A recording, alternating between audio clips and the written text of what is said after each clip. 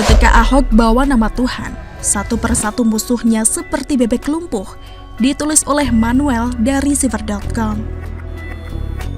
Sebelum kita lanjut, jangan lupa subscribe dan nyalakan loncengnya agar Anda menjadi yang pertama mendapatkan informasi dari jurnal terupdate.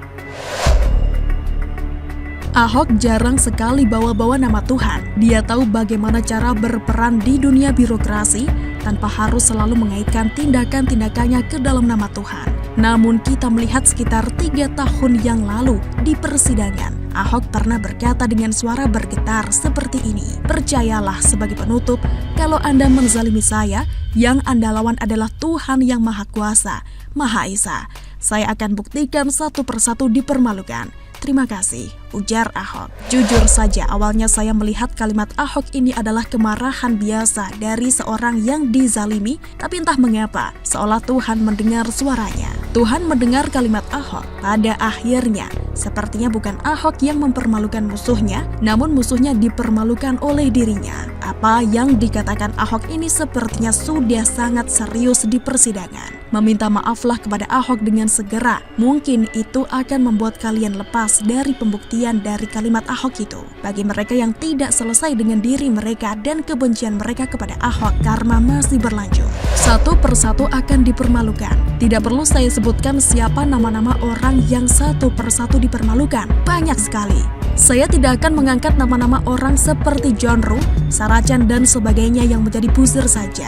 Saya akan mengangkat beberapa pentolan. Ahmad Dhani dipermalukan karena dia yang dikenal begitu membenci Ahok. Ia dikenal sebagai orang yang menghujat Ahok melalui Twitter dengan mengatakan penista agama layak diludahi wajahnya. Ini adalah cuitan provokatif. Si jenius dalam musik ini ternyata anti jenius dalam berpolitik. Dhanil Anzar pun juga yang mengatakan Ahok adalah orang yang terlibat dalam korupsi sumber waras. Juga diberikan sentilan dengan viralnya surat tunggak pajak motor Vespa yang nilainya hanya 60.000. Gak sampai di sana, Dhanil juga mempermalukan dirinya sebagai pengkritik Jokowi. Sekarang ternyata jadi bagian dari pemerintahan bawahan Jokowi. Anies pun juga sebagai gubernur DKI terpilih saat ini juga dipermalukan oleh dirinya sendiri dengan berjilid-jilid banjir yang terjadi di Jakarta dan melumpuhkan Jakarta. Bebek di kolam empang pun juga ikutan ketakutan terbawa arus banjir yang begitu kencang. Anies Baswedan dipermalukan dan dibuat seperti bebek lumpuh oleh hujan, banjir, macet dan berbagai tindakannya yang gak jelas lainnya. Dia adalah orang yang diam terhadap aksi demo kepada Ahok dan politik SARA yang menyerang Ahok. Tidak ada suara larangan dari orang ini untuk mendukungnya agar berhenti.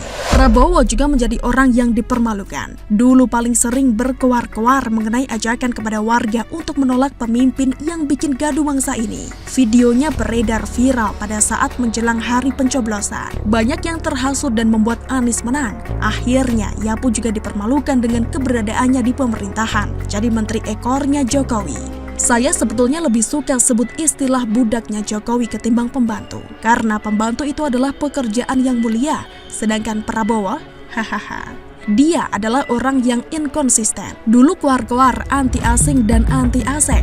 Sekarang malah stay cool, lihat negara yang viral dengan virus corona itu berlayar di Natuna. Malu-maluin luwo, Amin Rais juga dipermalukan dengan aksi Kongres PAN yang ricuh dan ada kursi terbang di sana. Sebagai partai lama yang lahir di era reformasi, pendidikan politik yang baik jauh dari PAN. Lempar-lemparan kursi adalah tindakan karma busuk yang diperoleh Amin Rais kepada Ahok. Ratna Sarumpait, pembenci Ahok, juga dipermalukan dengan tindakan gak jelasnya dengan membohongi Prabowo dan disebarkan oleh Prabowo si penyebar hoaks bahwa Ratna dianiaya. Padahal yang terjadi adalah si nenek itu sedang somplak mukanya dan melakukan oplas. Benar-benar memalukan coy. Oknum lain yang dipermalukan satu persatu oleh tindakan mereka saat ini yang paling baru adalah 212. Aksi 212 ini juga tidak ada apa-apanya. Hancurnya hari depan 212 bisa terlihat. Aksi 212 adalah aksi yang memalukan. Klaim 7 juta orang di awal yang datang gak sampai 300.000. Sekarang klaim 100.000 yang datang hanya ribuan. Jujur saja, saya melihat bagaimana karma Ahok bekerja begitu nyata di hadapan mereka. Saya harap dengan pemaparan fakta ini, para pembaca bisa melihat bagaimana kalimat Ahok yang sedikit itu didengar Tuhan dan dijawab satu persatu. Cepat, selesaikan dirimu dengan Ahok. Mafia migas, siap-siaplah.